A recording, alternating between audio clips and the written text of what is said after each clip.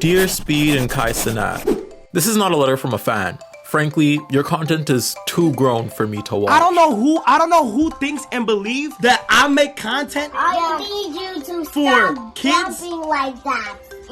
But you're dumb if you think I'm making... Rather, this is a letter from a lover, not a lover of your look. I mean, Kai Cenat and Speed have literally cemented themselves as staples of our generation. Last year, you couldn't go 3 seconds without watching Speed create new ways to virtually assault women, or Kai recreating Cambodia for a prank. Rest in actual tardigrade feces, Henry Kissinger. And although some of these clips are admittedly hilarious, there seems to be a trend with what clips go viral, build these people's audiences, and push their content to the forefront. So make no mistake, today I'm here to love, but that is exactly the reason why I hate you. The phenomenon of clout is a tricky one has which adjusted to societal favorability, appeal, and comedy of the times. To be an artist in this set period of online viability, you have to play appearances, whether it's the TikTok musicians playing the algorithm for a viral song, or content creators on YouTube creatively utilizing faces of current discourse into digital thumbnails for clicks. Kai and Speed know what they are. They're the internet jesters, flimsy caricatures of parasocial clowns who grow off of their antics. The trends are there. The more and more viral clips these men have, the higher their overall internet coverage is, and the more people their streams get. I call this the black clown method. The black clown method, however, as successful as it's been, unfortunately comes at the expense of black artists pushing the boundaries of content online to such a degree that they become their virality. These 10-second streams become synonymous with what these streamers are. King Bach will forever be known as the man who made 7-second clips degrading his own race. Hence, the biggest downfall of the clown method is the loss of identity. Becoming a clown means putting on makeup, honking your nose, and dancing to entertain the party. But Tirrrrb, you also make jokes and do stuff like that, you know? Yeah, I'm not saying I'm any better. There's ways you inherently have to adhere to your audience as a black creator, especially since the majority of people you'll be presenting to is prepubescent white boys, the chalk skin. But I promise you'll never ever see a video of me stealing a watermelon, eating it, running away with my friend, while having 2 women yell the N-word at me and shaking their fists. Oh, so you're saying there's levels. Exactly, Mingo. The problem doesn't exactly stop at Kai Cenat and Speed. I'd argue they benefit the most from the black clown method, but we had King Bach, Flight Reacts, Solumetry, all also going viral for outrageous clips. One question is, why are all these people black? Well, what's a clown without their afro? Honk honk. Before we go any further, I'm Tirrrrb, also a clown but a little more cute. If you like this video, I have a Patreon. You'd help this clown out with rent. We just moved into a new place and need the funding to pay for food and shelter. Anything is appreciated. You get access to new content early, and I'll personally say thank you. It starts at $3 a month, but if you're rich and wanting to give, there's higher tiers for all my rich baby daddies, rich sugar daddies out there, rich sugar mommies and daddies out there funding my life. We love that. Anything helps though. The link is in my description. The link is in my bio. The link is on my face. Thank you so much for supporting.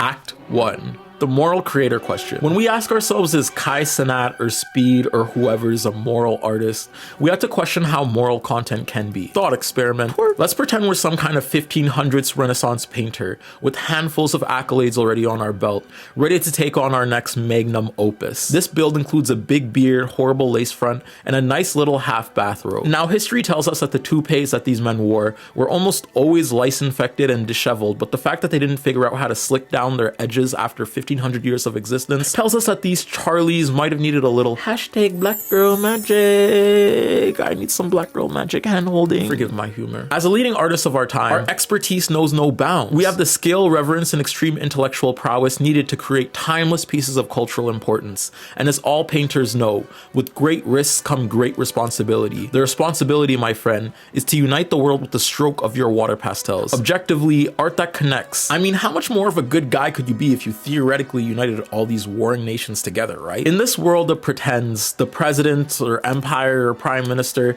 basically any iteration of a man on top as some kind of society sub-dom type thing, type beat thing, sharp, has acknowledged your fan art in the town square, saw your NSFW furry side hustle, and understands that artists are struggling nowadays, so get it how you live. But they've given you a simple yet daunting task. You see, the emperor has more than just art on his mind. This depiction of good faith commission is actually an idea fathomed to instill a conjecture of community in your society. Therefore, this piece isn't as open as you may think. You must create art that will give the consumer, being all the citizens of your area and the numerous cities that you're currently ruling over or working with, a sense of unity. Added to that, the emperor believes that this unity will come under God. This is because the situation, mon frere, is war. Your city-state has been waging war with the surrounding assemblages of society you've been in proximity to for decades, and the only essence of connection you seem to find with the nation situated around your hometown is God. That is, God as an idea, however, not an objective actuality, because of course, everyone in every other city has a different idea as to what God embodies. In the sense of spiritual commitment, however, you are all united under a perception of justified faith, and the Emperor thinks he can take advantage of this all-encompassing system with the help of your art. Regardless of how hard it may seem, you pull out your little art books, ponder for weeks, months even, drawing sketch after sketch until you come up with this: man interlinked on a cloud. Touching this idea of ingrained community in all of its glory, the pieces to show how empathetic God can be, how there's no differences between man and our rulers, other than the superficial metaphysical barrier of in-betweens. We're one, and we can live together. You look up at it and wonder, wow, I really just... Well, congratulations, my dear artist, you just made propaganda. Where do you get $1 billion idea? The movie The Hunger Games opens on Friday, based on the best-selling series of books, on track to be one of the highest-grossing films of the year. The cast has been mobbed by frenzied fans. But despite the series' phenomenal success, no one has heard from the book's reclusive author. If you looked closely during this frenzied Hollywood premiere, you could catch a fleeting glimpse of her, the woman who made this all happen, a media-shy 49-year-old mother of two. Suzanne Collins has never done a TV interview, but we do get a rare insight into her and the inspiration for the Hunger Games trilogy in this video from her publisher, Scholastic.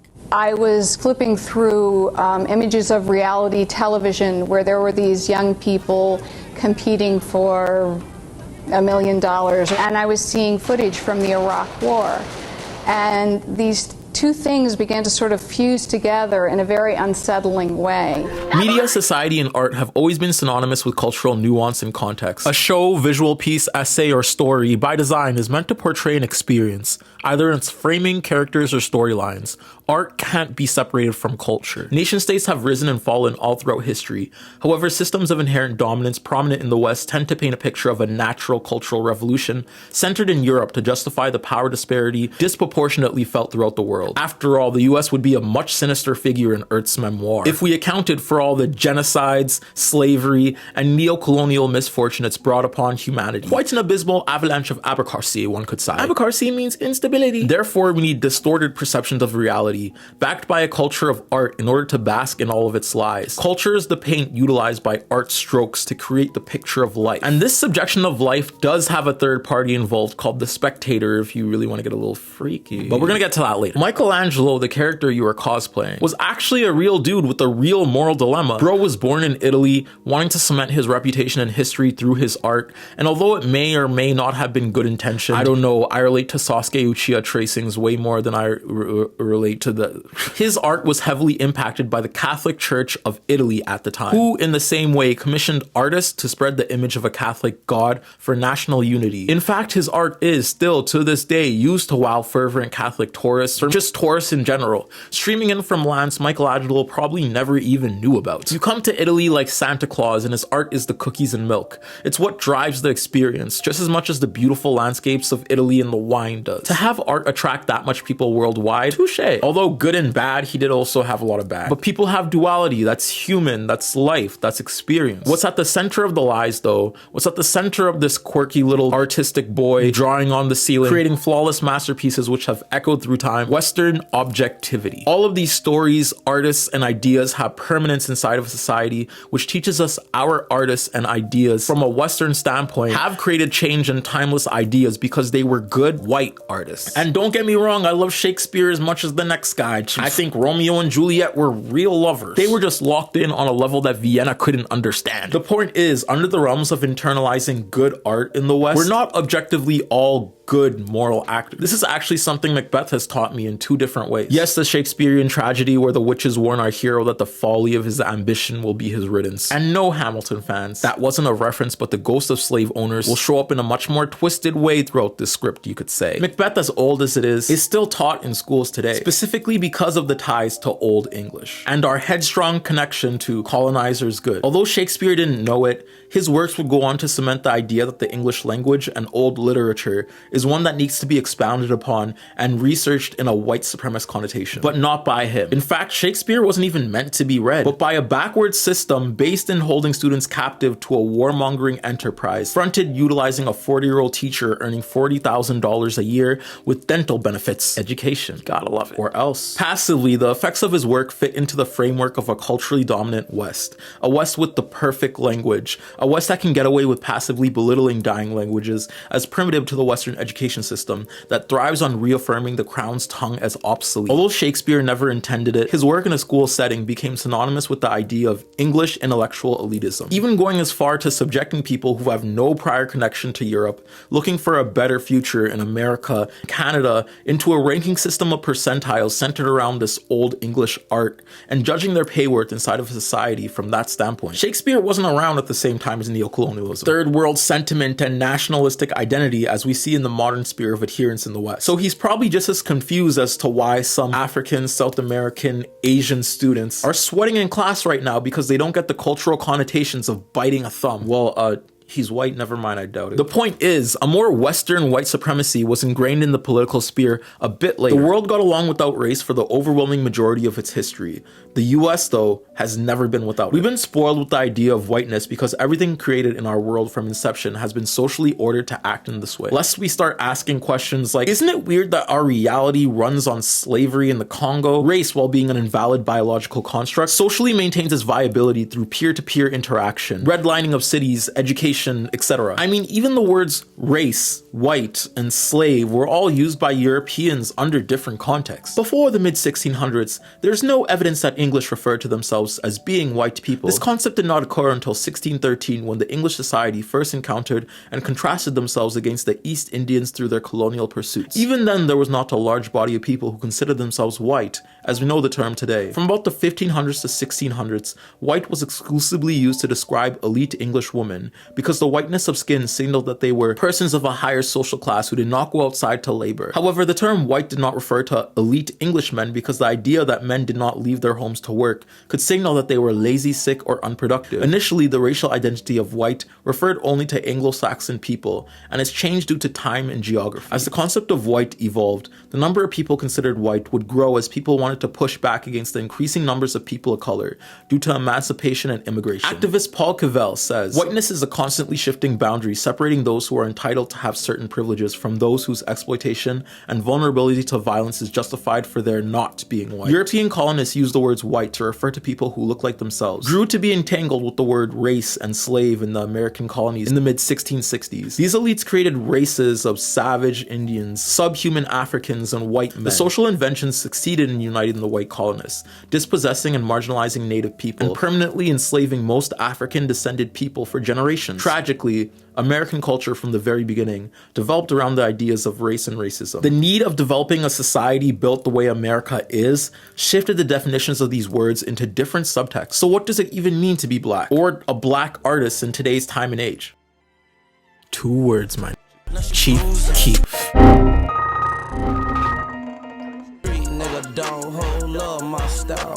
To understand how vanilla vultures have sunken their Caucasian canines into the fabric of art, we have to look at black people and contrast their art with Shakespeare and Michelangelo. Remember how Michelangelo, or more specifically Pope Julius II, was trying to use Michelangelo to unite Italy under one banner using God as a framework and export white supremacy into the New World? Well, black people, because of a history of degradation, have a bit of a different understanding of community directly related to the degradation faced in the West. I'll be using Chief Keef in relation to Shakespeare. Let me cook on this one, you'll understand in time, you pasty buffoon. And Mure Munto in relation to Michelangelo. While Michelangelo was born in Europe, Chief Keef was born in inner city Chicago. At the time, a very dangerous area set that way because of a purposeful neglect from the Chicago government. Underfunded housing, a lack of programs, awful allocation of funds to schooling, and the separation of this area from major industrial places of the city naturally led people to this area finding other ways to make a profit to eat. This is a societal reality of inner city housing. When you neglect certain areas of the city on purpose, purpose, you're going to end up with a group of people who have little to no opportunity. The city's answer wasn't to help fund these areas / meet the needs of the people.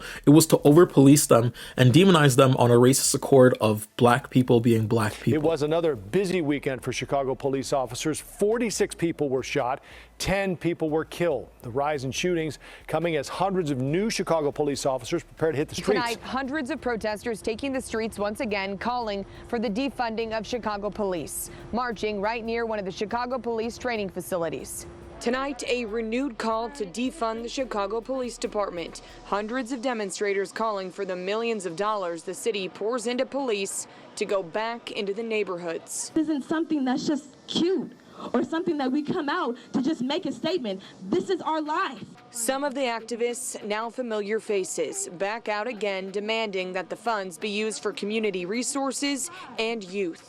I need the funding while I'm This young. inner city experience shaped Chief Keef's reality and art, ultimately leading him to pioneering one of the most innovative genres of rap in the modern age, known as drill. Unlike Michelangelo, Chief Keef's art wasn't a message of state support, rather it was directly against it because of a situated reality America caused for him. Chief Keef's art, therefore, vied for unity of his section because of the avenue of stability this gave him. And I'm not saying his art isn't vehemently repelling, instead I'm saying his art is vehemently repelling because of the social oppression surrounding him, being equally so. Rapidly, however, this message of unity struck a chord with black youth in America, and even outside of it. What business does Central C have with American drill? Similarly to how Michelangelo's paintings connected people under a proposed image, utilizing Pope Julius's nationalistic image of a unity with God. Chief Keef's experience connected black people via ubiquitous experience through his tone, cadence, aesthetic, and surroundings, therefore connecting black people in an air of familiarity. However, to the white majority, this message, which was curated by a culture of oppression faced in Chicago, instead reaffirmed an already racist connotation of black men as violent by nature. In this way, Chief Keef's art won't be studied in schools the same way Shakespeare's will be, because the state works to solidify the idea that it works for the people and not against it. Chief Keef serves as an artistic communal experience for black people, but an agent of chaos for the state, and an unsettling message towards the peace that white privilege can bring in America. Coming at the detriment of black colloquialism, commonly referred to AAVE, Black English is also known as African American Vernacular English, deriving from American black culture, is a direct combat against whiteness seen in the modern world. What are you doing? I'm writing a letter to Santa. Dear Santa, you are a Anita Sween. Wait, hold on. Dear Santa, you are a Anita Maxween. Anita Max. I heard the mall is hiring extra security to protect you. That's a move, Santa. I'm coming for that Anita again until you pay what you owe. Sincerely yours. The socio-historical evidence suggests that conditions in most of the South were favorable for black people to acquire relatively close approximations of the dialect spoken by white settlers, particularly indentured servants. Since black people were exposed to a variety of British English dialects and shaped by influence from African language and possibly also from Creole varieties, introduced by slaves brought from the Caribbean, AAVE evolved against a background of continuing linguistic contact. What's funny, however, is how Kai Cenat contributed to the black English colloquialism, helping to instate the word Riz in the dictionary. After over 30,000 language lovers around the world got involved to refine our short list of 8 words, we are pleased to announce that the Oxford Word of the Year 2023 is Riz. You, Kai Cenat, a black American, helped redefine black culture by coining this term and convincing white people via social media outreach that our words are feasible for usage in the English language. In this way, you will be forever cemented in black culture as a contributor, whether you like it or not. But Kai Cenat would say, Are not cultured at all. Stop dick riding. That nigga is black. You're black. You're just black. Are Michelangelo's paintings politically inspired to instate Catholicism as a dominant religion, subjugating the New World and bringing Italy more and more economic power through war, any less important than Mode Muntus?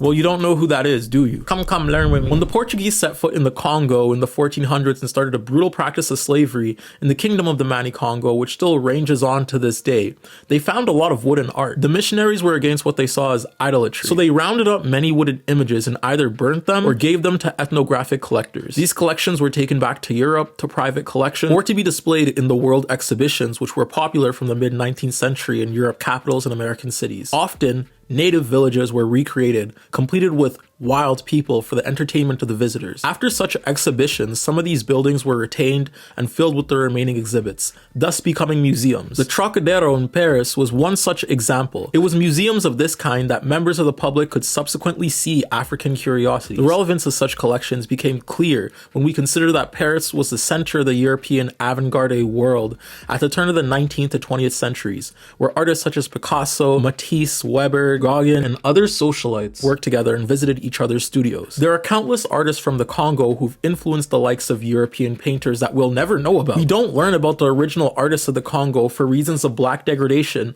instilled in the Congo at the time. Black and white art have different cultural connotations inflicted upon them. So when we praise modern art like the Black Panther, there are in fact political factors in our reasoning as to why we praise each one. One of them proved to the world that black movies can be box office hits in an industry that belittles black art constantly. One of them was made by a spicy white who proved belief in a system of morality can bring us together by instilling conjectures of white supremacy. Two of them also proved that forms of connectivity can be used against. Black Panther was created to address a serious lack of major black American comic book superheroes, an issue that was particularly noticeable given the backdrop of racial tension and civil rights activism in the United States. You could say Black Panther has benefited off of racism, which has festered into communal agency of inclusion towards privileged black few in powerful positions, aka putting money in billionaires' pockets. Or you could degrade Europe's art for setting up the stage of max exploitation against black artists in the Congo. Either way, what can't be ruled out is white supremacy. And of course, you can apply personal subjective reasonings to art. I'm not trying to tell you how to love art. Maybe you like Sonic because you loved the games as a kid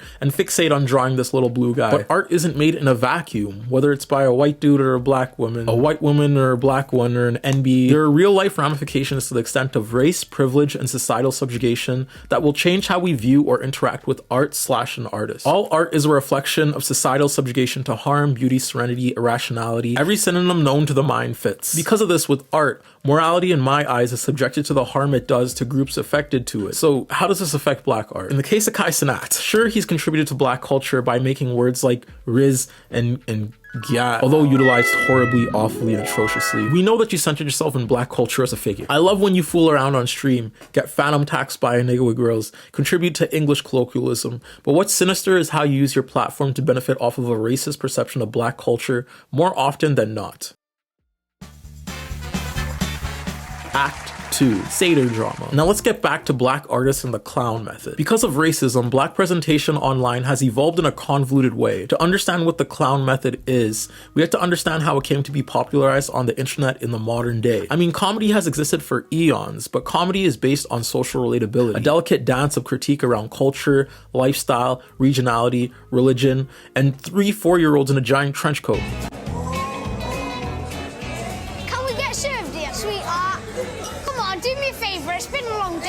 As a kid, I laughed at some of those jokes. As a kid, I thought that trench coat joke was funny. Ultimately, the purpose of comedy is to engage and connect with audiences, eliciting positive or negative emotions in general, and promoting a sense of shared enjoyment.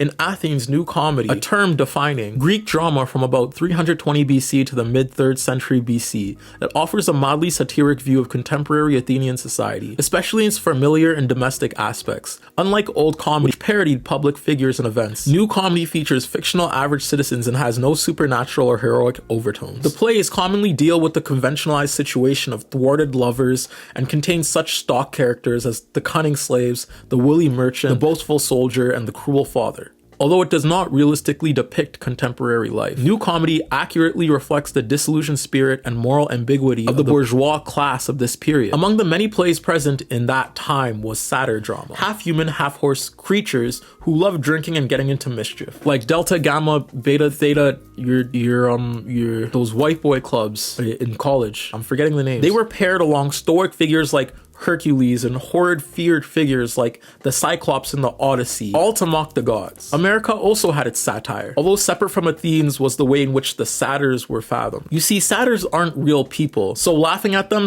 / picturing them as anything other than human doesn't translate into disparaging effects for a class of satyr people. However, in America, a lot of satire came forth from the well of racism current society was entrenched in. Black entertainment or artistry performatively began with minstrel shows, done by either black or or white artists. The racist perception of a black person fueled the entertainment of degradation, which was enjoyed by America. What's interesting is how black people doing blackface was more popular than white people doing blackface. The St. Louis Dispatch reads, "If you have formed your own ideas of color folks from the stage Negro and Darktown sketches, you will be instructed and amused. The performers at times would..." Why am I doing that voice? The performers would at times lapse into the real eccentricities, which are only burlesqued in the attempt imitations so common to the burnt cork drama, referring to the difference between white people doing blackface opposed to black people. Darkest America served as the most popular theatrical experience for minstrelsy America partook in, whereas many white minstrel shows didn't center around plantation life. Darkest America parodied almost anything whatsoever, white or black. In fact, a great number of minstrel skits that survived in acting editions are loosely based on Shakespeare's plays. Shakespeare's characters would be exaggerated in obvious ways. The actors wearing burnt cork and speaking a so-called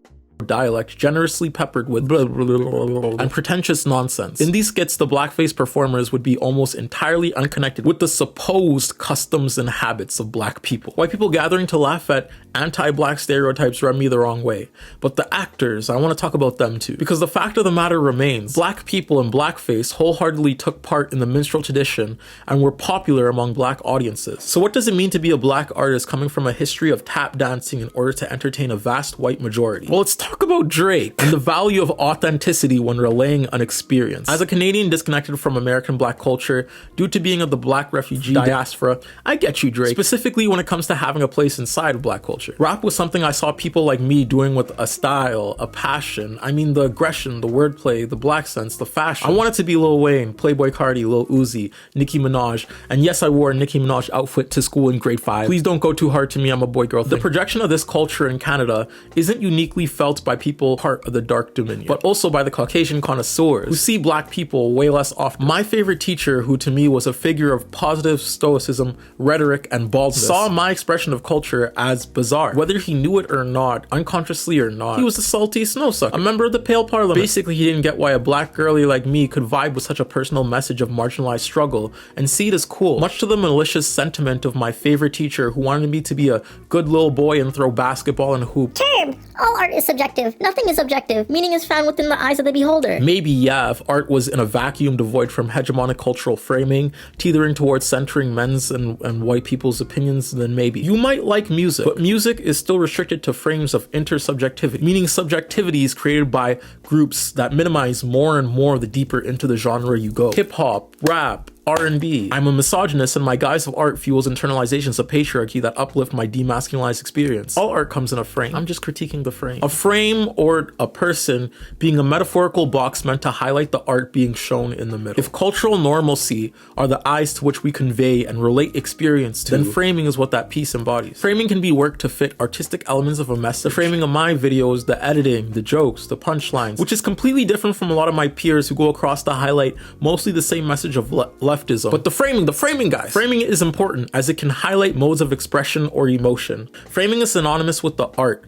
but it's not the art. It's the method of relation to which one molds the art around. Framing can also be manipulated, contorted, and meant to demonize the very art's message at its core. Like, have you heard of Harlem? No, Tirrrrb. What is Harlem? Fire up the time machine. We're going to a place where we've never gone before. Harlem was an area in New York going through a modern day phenomenon called gentrification. Damn, Tirrrrb. What's gentrification? It's something Americans do when they want Starbucks in new areas. But gentrification goes further than the need for a coffee macchiato with 3 slices of rosemary sugar. Did you make that drink up? Yeah, but it kind of made sense, right? The framing of gentrification is amazing for young searching homeowners with money to spare. It's amazing that they're getting new neighborhoods that are affordable, kinda, millions of dollars for a house. But to the people already living inside of these areas, check to check, that means that these prices go up, and they quite possibly have to think of moving, which is currently happening in New York and all across the world. Oh my god, they hit Canada, causing for a disproportionate fucked experience for the marginalized people there. Since the great white flight of the 90s, they left because the black people were there, then came back when they realized it was cheaper. It's important because without this first white flight, we wouldn't have rap. Framing is always understood to a societal standard outside of the demographic it was made for. Rap has evolved to encompass differing marginalized experiences because remember, black is not a monolith, but the real life global struggles of institutional racism has made for some overlapping experiences of relatability. The co-opting of this framing as bad art comes from depictions and misunderstandings of disenfranchisement in the West. But we're not doing this to ourselves. It's important to remember that. Black inner city communities don't ask to be gentrified, over-policed, all the while using the fuck it we ball method as a means just to survive. The rap experience most of the time encompasses Black survivability, and not to say that all art in the middle, being Black culture, can't be critiqued, because I love me some good old Chief Keef as much as the next suburban only child. But there are misogynoir connotations, homophobic ideals, and toxic tropes embedded into the rap which can attribute to experiences caused by the frame of oppressed experiences. Ultimately, however, we fail to recognize that rap is a lyrical outpour expounding on internalizations of socialized Black experience,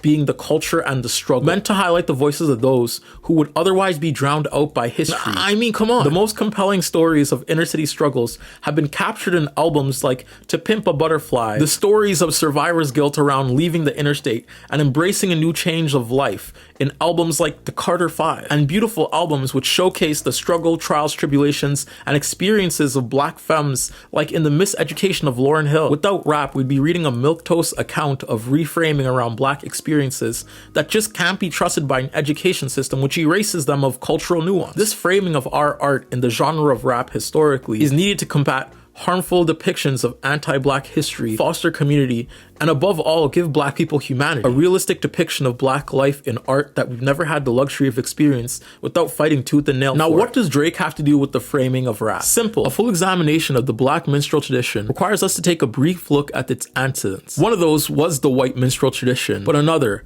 the Black comic fool, predates minstrelsy. He uses his ubiquitous Black identity to embody the experience of Black men raised in Atlanta, LA, New York, and even London at times. And to give Drake a smidge of credit, sometimes he utilizes Black art present in Toronto. But more and more throughout his career, we can see this perspective shift towards America. And sure, an artist doesn't owe their audience sincerity. I don't expect Drake to prove that he's Black. I can visibly see it. However, his Black identity can be leveraged into convincing his audience his accent, mannerisms, and written experiences are sincere. Essentially, Drake puts on a visage of Black culture whenever applicable for commercial value, meaning he profits off of his minstrel costume. His tap dancing is effective to y'all, which I'm sure you've heard from Kendrick Lamar, a more authentic embodiment of Black American culture than Drake. IMO. And in everyone's opinion, it should be everyone's opinion, it should. He has timeless art in the stratosphere of authenticity, like To Pimp a Butterfly and Good Kid, Mad City, relaying a genuine experience of Black struggle and success. But I want to talk about his latest album, Mr. Morales, and compare his work to Drake's For All the Dogs. Both two rap albums, so this is an even comparison, right? Both albums surround these rappers' zero to hero stories and the squalor of glory success brings in the climate of Black culture. But Kendrick Lamar, he grieves different. Immediately, we see the contrast in both of these rappers' opening songs. Both rappers are opening up about a relationship they've been partaking in. Kendrick Lamar stating that he was 28 in a very fortunate place when he met this woman, contrasting the Black experience of loss faced between him and her being a connecting point. Sympathize when her daddy was in the chain gang. Her first brother got killed. He was 21. I was 9 when they put Lamont in the grave. Those experiences, although subjectively, lay the groundwork for the love that these two Black people would find. On the flip side, Drake in For All the Dogs opens up very self-indulgently and uncritically, blaming the woman he's seeing for not being enough, indulging in a power fantasy he can partake in because of the wealth he experiences. This ain't making me tweak, ended up staying a week. She pretty but ghetto, pretty but rough, just like Virginia Beach. I want to get back to the days that you loved me for nothing, but what you could see.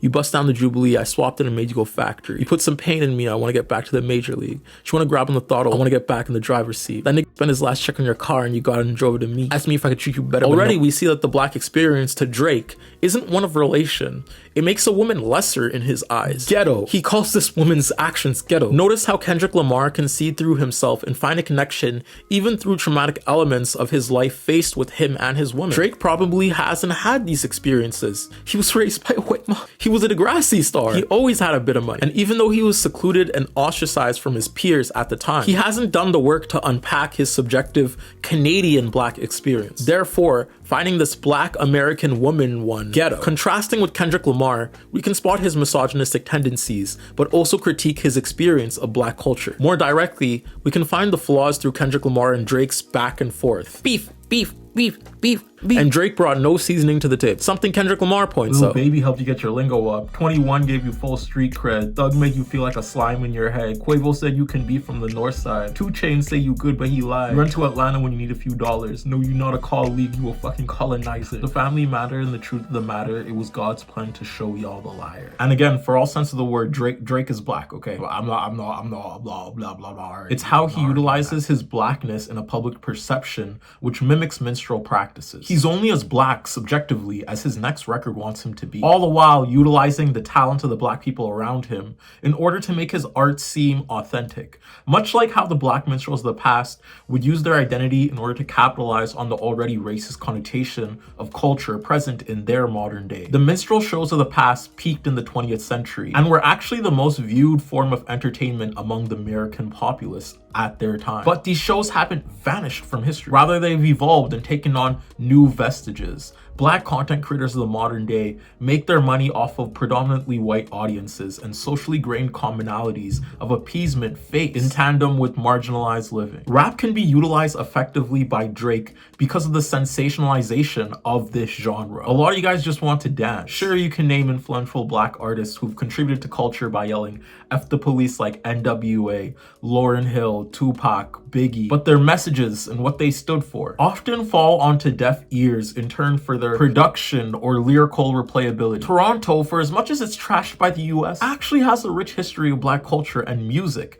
birthing artists like The Weeknd, Pressa, Killy, Smiley, Forever Friday. I mean, come on, every black Canadian knows Canada Goose Firm, so-called bird, back to school shopping, I just bought a Rolex. She bad, she blizzing blanco. I can't introduce you to this life, it lasts forever. Canadians have culture. You don't know how good Canadian house parties were. You haven't seen it. Since the 1970s, DJs using cheer music pool have been a major force in Canadian black music. Founders like DJ Mako, Daniel, Len Crooks, Al Allen, and Cornell Campbell had started the West Indian DJ pool in 1977 to properly promote Canadian reggae, calypso, and funk records. The group boosts the morale of the local black industry, keeps the dance scene alive, and prods record companies to market black product more actively, wrote journalist Kirk LaPointe in a 1986 issue of Billboard magazine. 1986 was a pretty long time ago. The Toronto chapter of the Black Music Association also kept up the momentum. Shortly after being formed in 1984, the group supported advocacy efforts to get the Juno Awards to create new categories for black music. The hard-fought creation of the Rego/Calypso category in 1985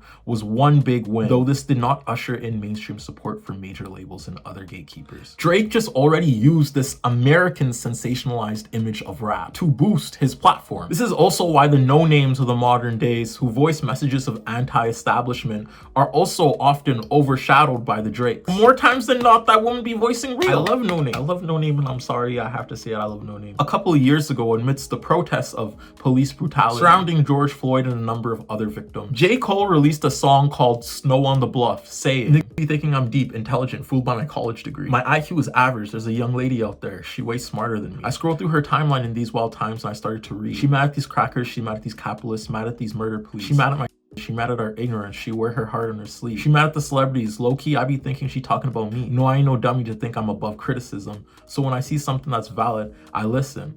But it's something about the queen tone that's bothering me. She strikes me as somebody blessed enough to grow up in conscious environment, with parents that know about the struggle for liberation, and in turn they provide her with a perspective and awareness of the system and fairness that inflicts them, and the clearest understanding of what we gotta do to get free. And the frustration that fills her words seems to come from the fact that most people don't see, just cause you woke and I'm not, that shit ain't no reason to talk like you better than me. How you gonna lead when you attacking the very same niggas that really do need the shit you saying? Instead of conveying you holier, come get us up to speed. The lady he was talking about was No Name. And respectfully, she replied back with Song 33, stating, "I saw a demon on my shoulder, it's looking like patriarchy, like scrubbing blood off the seaweed and the bleach and the new carpet. How my house will get haunted. Why toy and body don't embody y'all the life that she wanted. A baby just 19. I know I dream all black. I seen her everything immortalized in tweets all caps. They say they found her dead. One girl missing, another one go missing. One girl missing, another one. But niggas in the back, quiet as a church mouse. Basement studio when duty calls to get the verse out. I guess his ego hurt now. It's time to go to work. Wow, look at him go. He really down to write about me while the world still smokes. When his people in trees, when Jordan's begging for his mother saying he couldn't breathe, he thought to write about me? One girl missing, another one go missing. One girl missing, another one. Yo.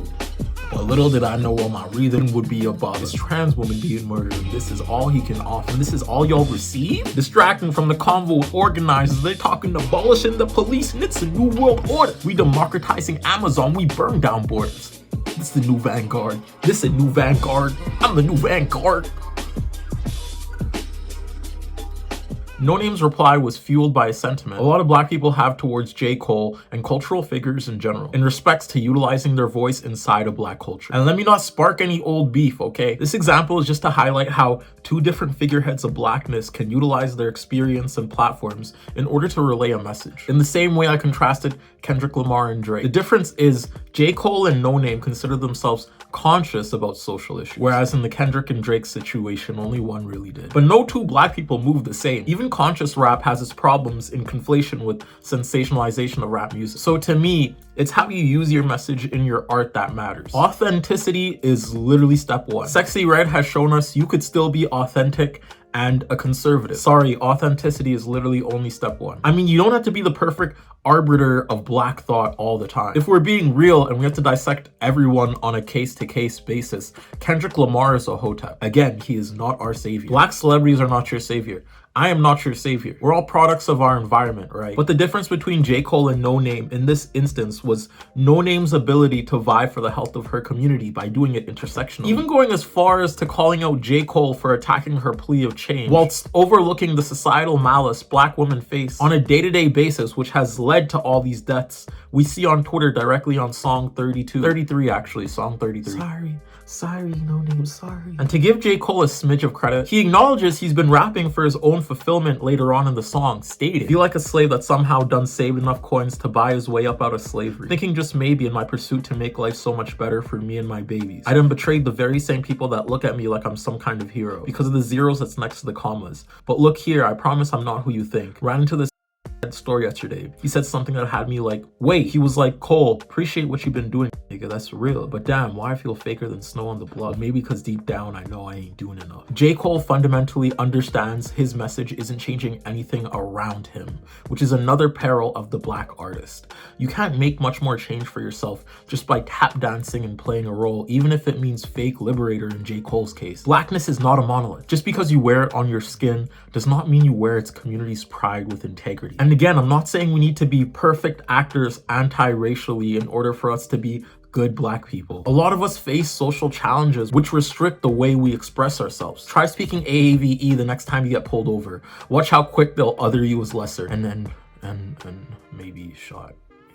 However you center yourself in culture is what matters. And let me be clear, the irony of me using rap music when music in America has already been co-opted by white people doesn't get past me. In fact, a study surveyed a broad range of 4,000 executives at 119 music groups, records, labels, music publishers, live promoters, radio companies, streaming services, and other major and independent music firms. It found that of the top executives at 70 leading music companies, 86% were men and 86% were white. In those 70 companies, there were only 3 black top executives and 2 women of color. At 9 key firms, Live Nation, AEG Presents, Sony Music, Universal Music Group, Warner Music Group, Spotify, iHeartRadio, Cumulus, and Odyssey, every chief executive was white and only 1 was a woman. Looking at executives ranked vice president and above at these 119 companies, only 19.8% came from underrepresented minority groups and only 7.5% were black. There's a lot of drawback to industry rap as it's still a corporate enterprise. A lot of rappers find themselves doing a minstrel dance of gang violence, all for entertainment value. What started off in Harlem, Chicago, LA, Atlanta, the greater New York area as a communal escape of interrelated experience has now since become structured into hyper-specific genres which emphasize certain appeals of black culture in order to make as much money for white executives as possible. Let me say I'm a munch. I love Ice Spice. One could say I too feel like Princess Diana when I'm situated in the hood.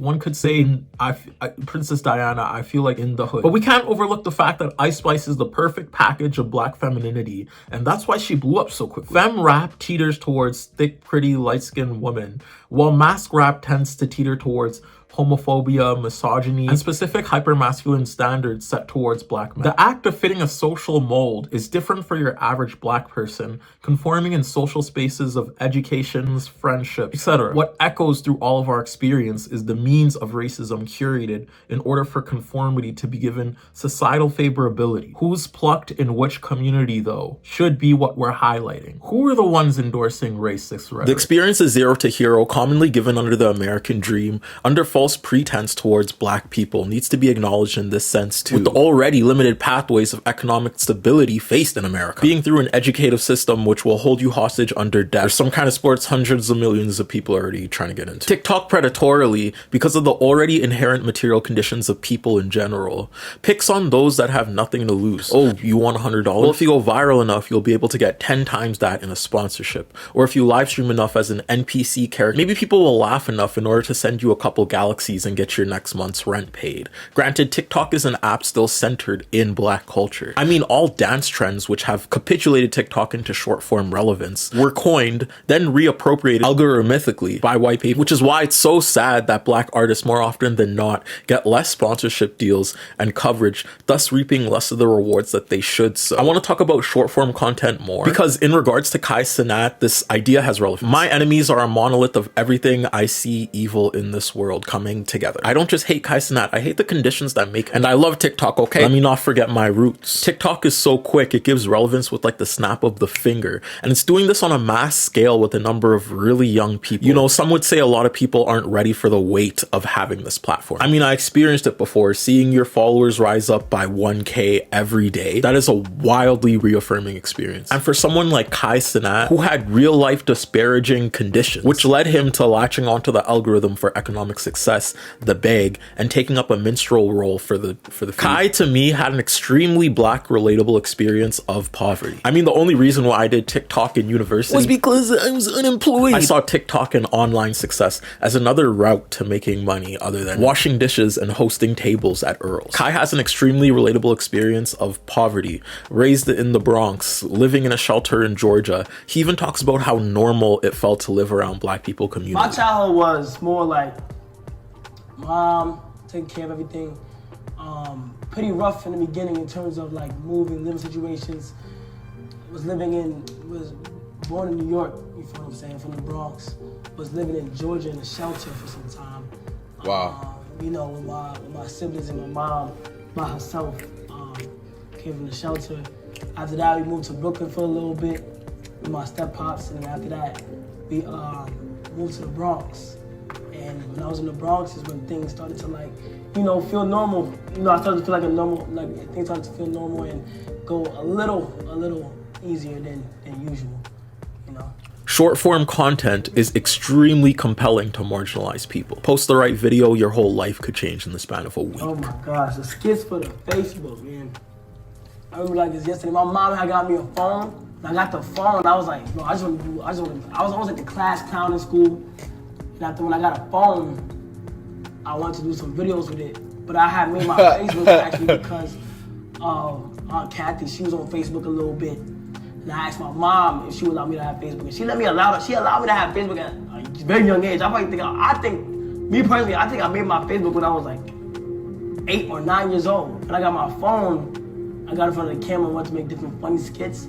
And at the time, I didn't care about who's seen it and stuff like that. I didn't really care about. I can't judge someone's personal character and try to humanize them when I haven't even met them. So forgive me for just dissecting his internet persona and going into why I believe Kai Cenat is a minstrel through this section. But just know I get that these experiences are very real. Because Kai didn't start his eccentric career through stream clips, but on Facebook. Duoed with Vine back in the day, they were the mecca of short form content. And let me say, not all of what Kai Cenat did was awful. I actually laughed going back and watching some of those clips. You have 3 hours to complete the regions. You may open up your test booklets and start to begin. The time starts now. Good luck, guys. Okay, Kai, you got this. Let's go. Come on, I could do this. If a contractor has 2 eggs in his hand and gives 1 Oreo to his friend, how much peanut butter is left in his back pocket? Vine is a funny place sometimes. This is a funny guy naturally, and we all know how algorithmically favorable doing out-of-pocket shit on the internet is, but some shit's just cringeworthy. You just don't gotta be deep. He would talk about being made fun of for those skits in school too. His clips at the beginning of his career tended to be centered around black experiences he faced at the time. I liked the bodega skit.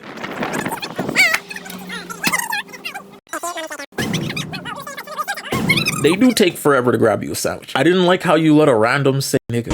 Yo, how long for that bacon, egg, and cheese? Where my nigga? For a couple clips. Just like the King Backs of the Vine era, Kai was trying to embody this minstrel figure, but instead found his fame through other pathways of success. The first ones being YouTube mukbangs and pranks. But then everything changed when his college professor asked, who here is over 30,000 in debt? And everyone raised their hand, which is when he started questioning the academic route to success. I'm not telling you to drop out of school, but grieving away at a degree to earn $60K a year while constantly repaying debt and wondering if you'll ever buy a house isn't a fate I'd want materialistically for anyone ever living in the US or North America or Europe or anywhere. I hope that never happens. But it's a fate we have as inhabitants of Earth's Milky Way. Congratulations, you were born. Taxes. Kai Cenat then came up with the idea of Ding Dong Ditch, a series which would explode his channel, and then he met Phantom, a man who was searching for a new AMP member. He started Twitch and the rest was history. But we have to acknowledge, with Kai's explosive early success, Twitch still didn't recognize him for months. It took thousands of tweets and millions of views of viral clips in order for him to get on their radar, much like a lot of other Twitch's creators. Racially, Kai Cenat, even through the success, felt the experience of discrimination. However, Kai still used black culture as a catapult. His dances, his features, and himself as a vessel of black culture.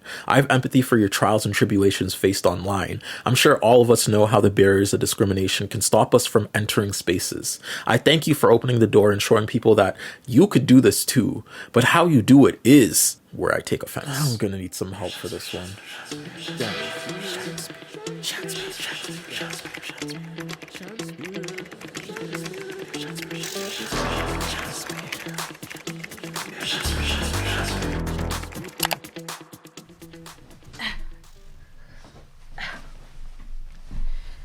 Hey, I've arrived. How did you start being an artist? I think I've always been artistically inclined. I've always loved reading. I've always loved drawing, even if I wasn't really good at the latter.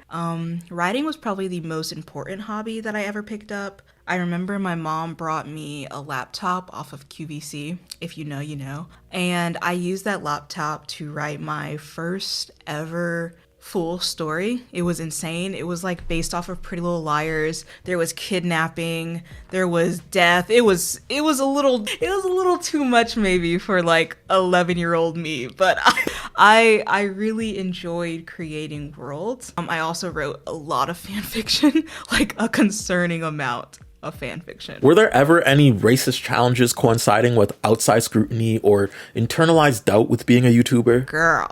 So I grew up and I still live within the southern United States, primarily the Bible Belt. There's a very specific and ubiquitous form of racism here that you learn about very young if you're a person of color.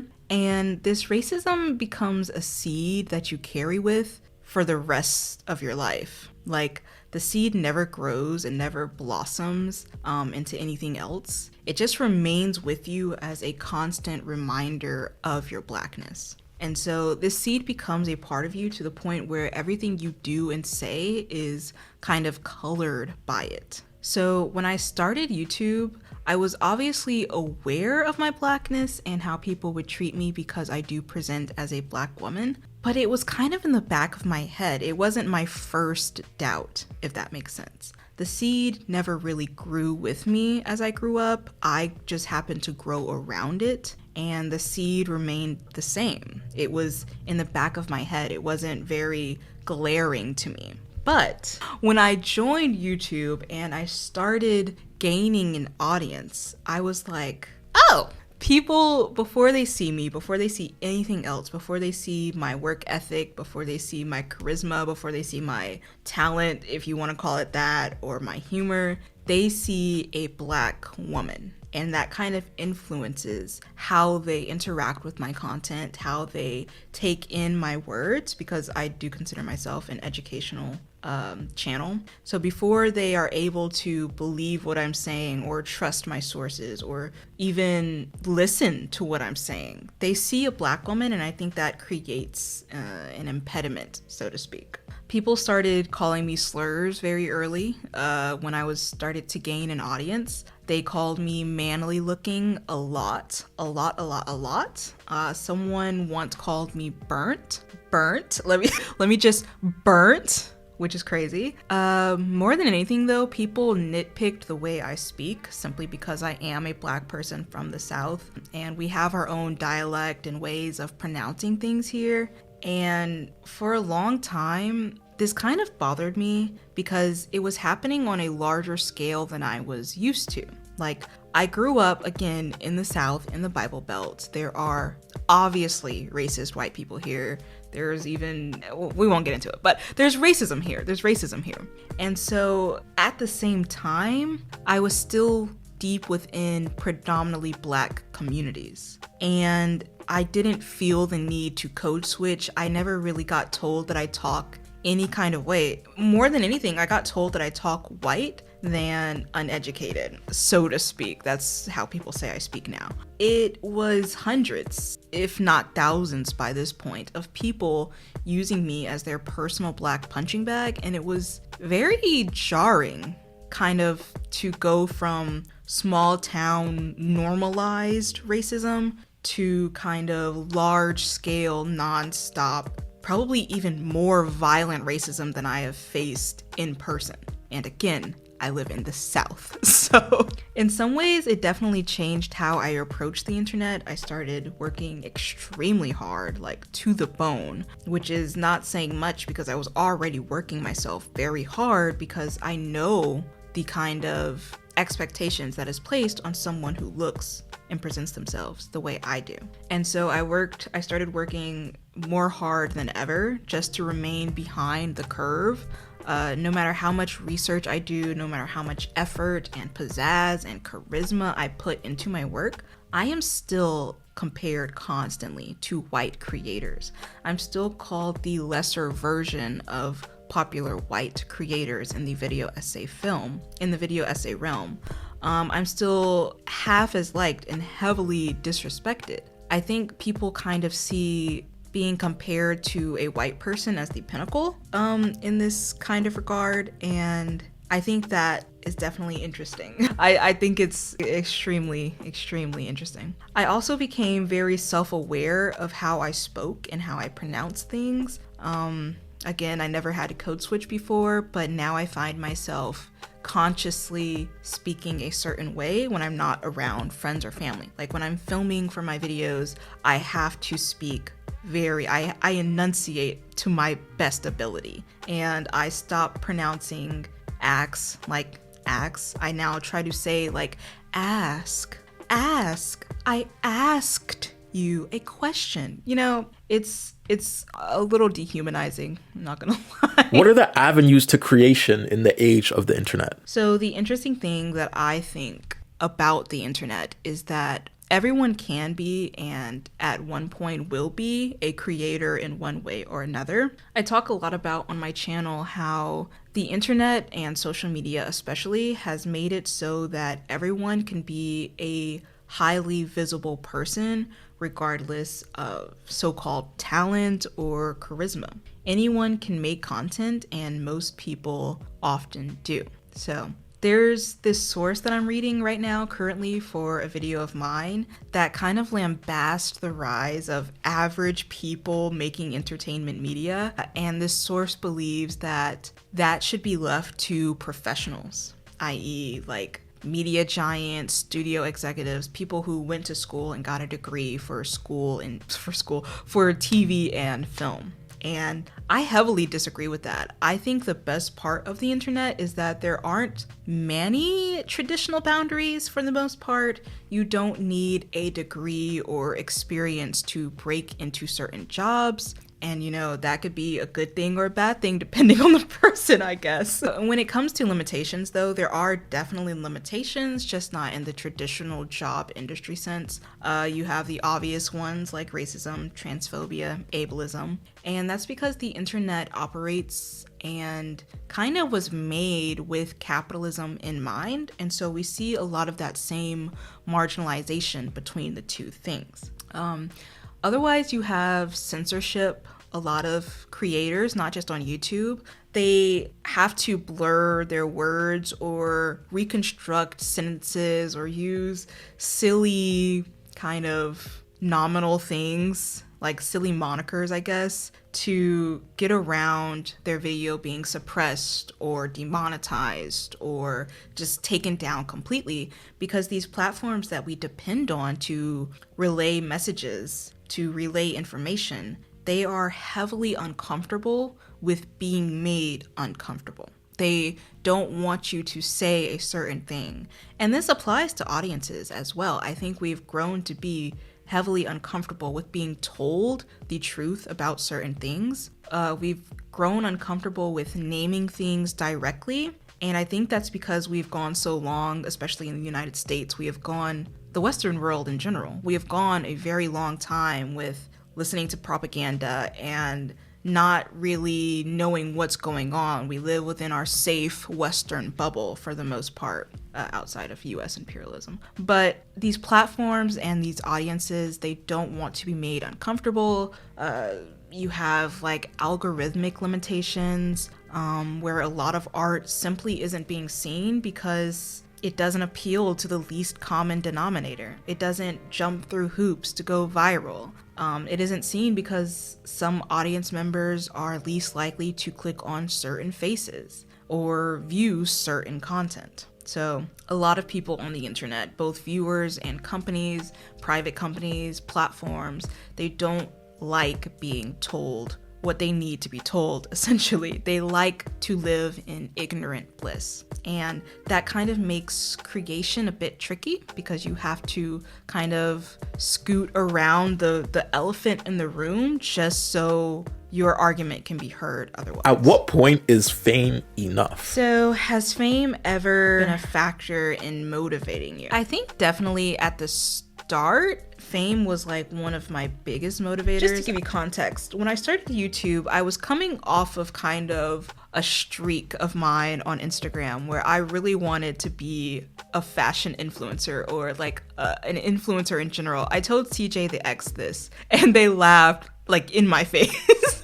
about it, but I really wanted to be an influencer. I wanted to be the girlies that was going on trips to Bora Bora and shit. I just wanted to have a good time. And so when I joined YouTube, that was kind of my mindset. I wanted to be like this fashion girly, this fashion influencer. A lot of my early videos were fashion related before I started putting that degree to use, because fuck, I graduated and had no use for it. So I started putting my degree to use and started making video essays. And I think it's very natural for people to want fame or stardom. They want the notoriety, the money, the admiration. And to a point, this could be healthy if it's used in moderation. But I realized after like hitting 500,000 subscribers that the experience of being highly visible and the romanticized idea I had of it in my head simply were not congruent. So high visibility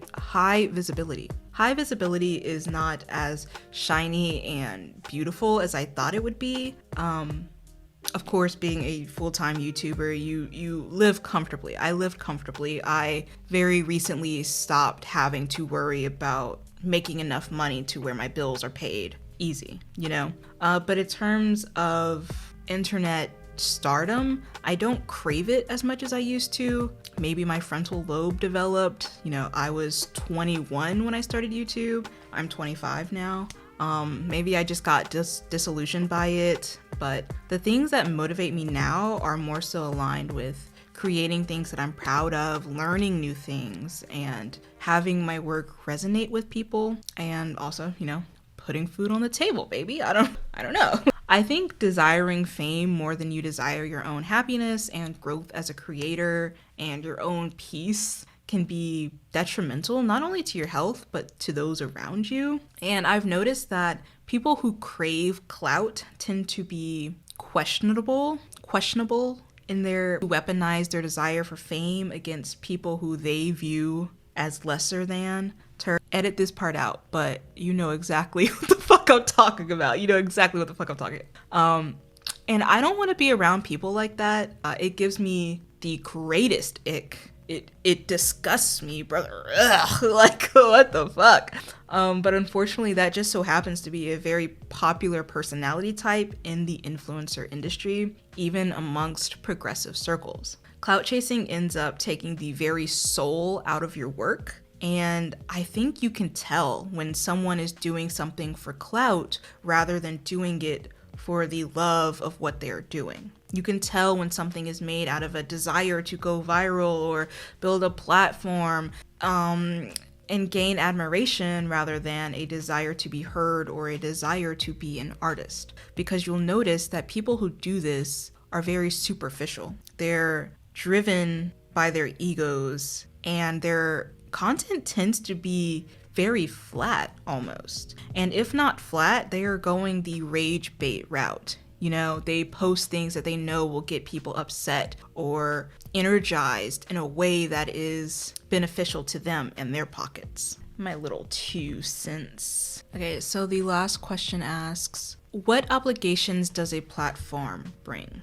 I think that's a good question. I think that is something that we have been talking about a lot lately, especially in terms of activism. I think it brings every fucking obligation on planet Earth. Having a platform means responsibility, right? And I think there's a certain kind of fear that comes with having one. Having so many eyes on you, you have very limited space to fuck up, which is strained further based on aspects of your identity, whether you're trans or black or queer or disabled, or if you're a black woman. These categories and more that I haven't listed tend to make people less sympathetic to you. It makes people question you more and read you in bad faith more. And so with that, you have to be on top of your game as a big creator. For me, I have to be absolutely sure of what I'm saying and how I'm saying it, because when you have hundreds of thousands of people watching you who may view you as an authority or influence, you don't want to send them down the wrong path via misinformation or poor behavior. And I think a lot of creators kind of get in their head about that, leading them to just remain silent on important topics because they don't want to steer someone the wrong way. But I also think that having a big platform kind of brings the obligation of speaking the truth and using your voice or amplifying the voices of others throughout your platform, because otherwise, we've talked about it, algorithms and suppression and these platforms don't actually want to be told the truth. And if you have the privilege to be heard, if your soapbox is bigger than everyone else's, I think you have an obligation, because that's as much as being an artist as anything else. And I think as much as I believe that you can't expect every celebrity or influencer to be a role model for your children or yourself, there is still a level of responsibility that you have when you grow a platform, because people look up to you. You know, they aspire to be you, or they take what you say and do as gospel truth. As stressful as that can be sometimes, I also take it as a privilege, because I've been able to use my platform for education and amplification. It's important to direct people to important causes and important knowledge. And so I think that I find that to be the most fulfilling aspect of my work, when I create something that tells you not to look away, but instead to look closer at the things that confuse or scare you. Obviously, I'm not doing it perfectly, and I doubt anyone ever on planet Earth could do it perfectly. But yeah, I think that's the obligations and responsibilities of having a platform, and at times it could be a little contradictory.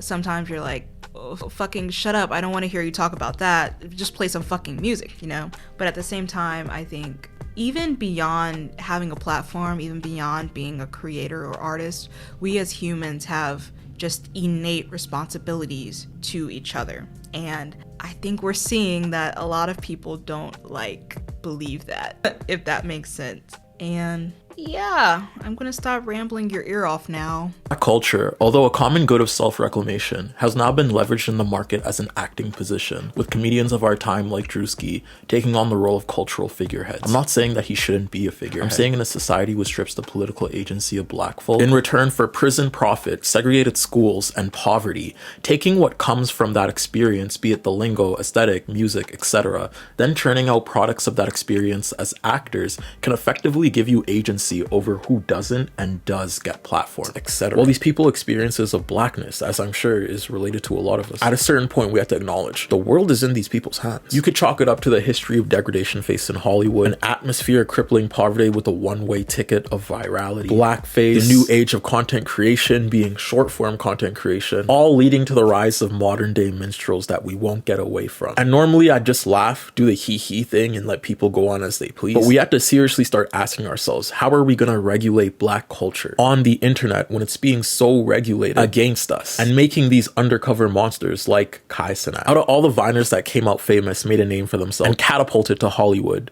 we can find stories of adherence set up from the start. The very select black few who still have fame, like King Bach, were introduced to doing skits in a minstrel position. Of course, we can't forget Brittany Ferlin and a number of other white artists benefiting off of this image too and helping platform him. I guess the age of the internet in reality has been very short. I mean, I still remember when it wasn't normal to have Wi-Fi in a house and you had to go outside a friend's crib with your DS just to connect to Flipnote Hatsuna. But in the short age of the internet, we could see there are trends to who gets famous. Realistically, what we're doing is platforming homegrown heroes to be the next upholders of entertainment, not culture. Even though I love my job, I don't wish the reality of being a figurehead of blackness on anyone. Nor do I think y'all entertainers should even try to become onesie yourself. And that's the thing. These entertainers aren't asking for liberation.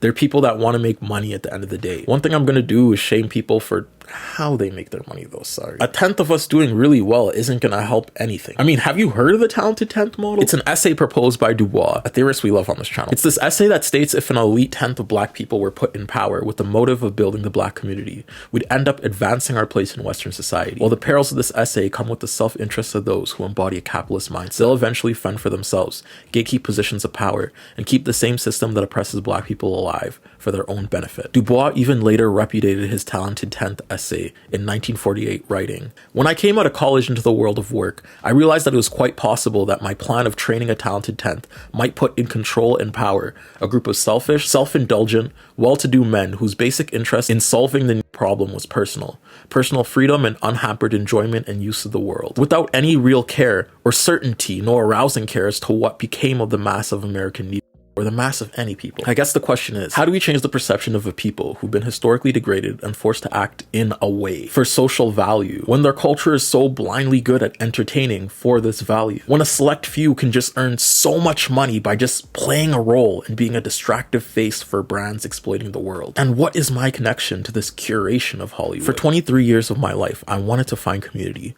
shut off in the prairies of Canada, the anomaly of black people living happily, going viral, being bigger than what was around them, always eluded me. How would I have known the visage of black culture, the only thing that made me feel safe and in community, was my biggest enemy? And now I wear the mask. I'm not your savior either. I don't have that answer. Thank you so much for watching my video. Subscribe, like, share, do everything. And if you don't, I'll kiss me with your eyes closed. Thank you so much for my Patreon supporters. Come back next week for another video. We're gonna be making so much now more. I'm so excited. This one, but we have 3 videos coming up this month and I'm not lying. They're coming, guys. Thank y'all for tuning in. Thank y'all for watching. Thank y'all for always coming back and seeing my silly little content, my silly little face, my silly little stuff. I love y'all. I hope all of y'all drink water. I hope you have a good day. I'm gonna give y'all hearts now. Half hearts completed. I'll catch y'all. Peace.